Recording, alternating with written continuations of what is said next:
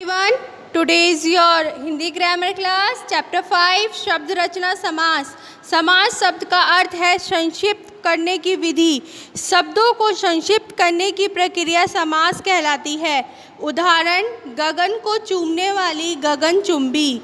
दो या दो से अधिक शब्दों को परस्पर मिलाकर एक नया एवं सार्थक शब्द बनाने की प्रक्रिया समास कहलाती है। समास विग्रह जब समस्त पद के सभी पद अलग अलग किए जाते हैं तो वह विग्रह कहलाता है। जैसे माता पिता, माता और पिता समस्त पद। समास बनाने में दो या दो से अधिक पद होते हैं। प्रथम पद को पूर्व पद कहते हैं तथा द्वितीय पद को उत्तर पद कहते हैं। दोनों पदों के मेल से जो नए पद बनते हैं उन्हें समस्त पद कहते हैं। इन्हें सामासिक शब्द भी कहा जाता है। उदाहरण, राजा रानी में राजा पूर्व पद और रानी उत्तर पद। समास के 6 भेद होते हैं। अव्ययी भव समास, जिस समास का पहला पद अव्यय होता है और पूरा समास युक्त पद अव्यय की तरह कार्य करता है उसे अव्ययी भव समास कहते हैं। जैसे कि अनजान, बिना जाने।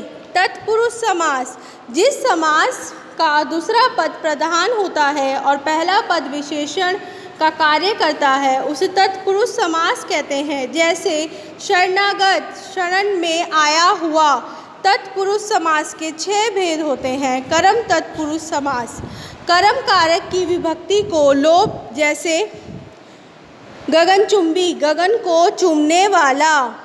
करण तत्पुरुष समास, करण कारक की विभक्ति से या के द्वारा लोप। जैसे रेखा अंकित, रेखा से अंकित।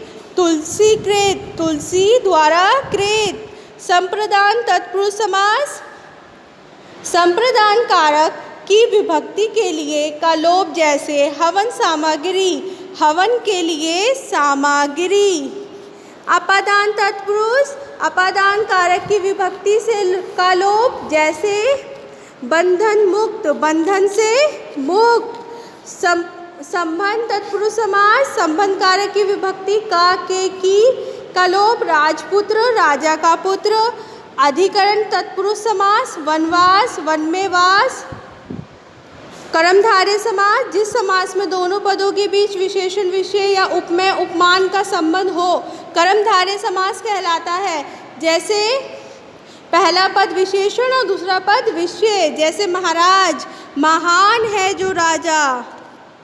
द्विगु समास, जिस समास में पहला पद संख्यावाची हो और पूरा समास समूह या समाहार का बोध कराए उसे द्विगु समास कहते हैं। जैसे त्रिभुवन, तीन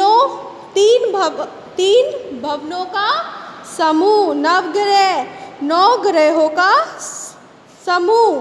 द्वंद्व समास, जिस समास में दोनों पद एक समान प्रधान हो उन्हें मिलाने वाले समुच्चय शब्दों का लोप हो जाए वहाँ द्वंद्व समास होता है। जैसे कि देखिए माता पिता, माता और पिता। बहुव्रीहि समास कौन सा होता है? बहुव्रीहि समास वो होते हैं जिनमें कोई पद प्रधान नहीं होता, पूर्व पद उत्तर पद मिलकर एक अन्य की ओर संकेत करता है। जैसे कि पवन पुत्र, पवन का है पुत्र। कर्मधारय को बहुव्रीहि समास के अंतर कर्मधारय समास में दोनों पदों में उपमेय उपमान का या विशेषण विषय का संबंध होता है, जबकि बहुव्रीहि समास दोनों पदों को छोड़कर कोई अन्य पद प्रधान होता है। जैसे नीलकंठ, नीला है जो कंठ।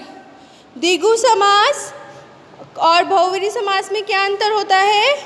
द्विगु समास प्रथम पद संख्यावाची विशेषण होता है और दूसरा विषय और समूह का बोध होता है, जबकि बहुव्रीहि समास में दोनों पद अलावा अन्य प्रधान होता है। चतुर्भुज, 4 भुजाओं का समूह। चतुर्भुज, 4 है भुजाएं जिसकी, अर्थात विष्णु। बहुव्रीहि समास। I hope you all are understand. Read this chapter again and again. Thank you.